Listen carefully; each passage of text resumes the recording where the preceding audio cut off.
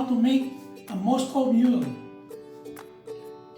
A Moscow Mule is a cocktail made with vodka, spicy ginger beer, and lime juice, garnished with a lime wheel and mint leaves.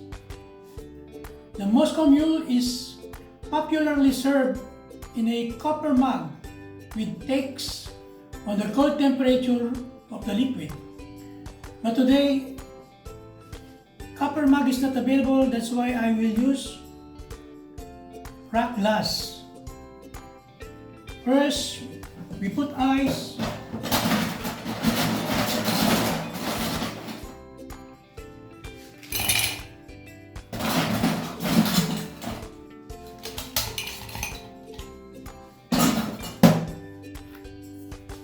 $60 ml vodka,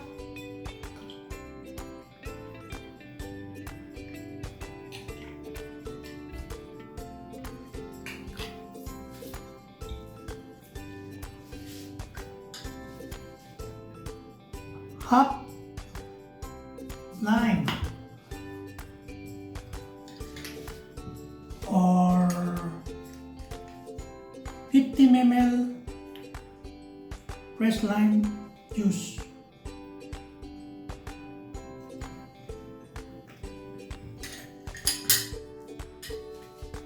Now top with ginger beer.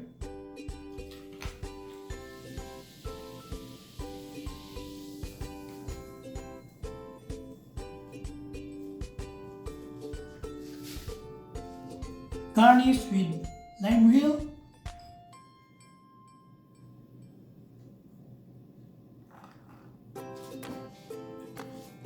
Straw.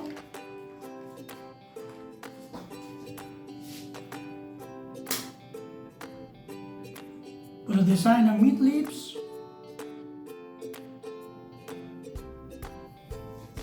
And you have it. The Moscow Mule.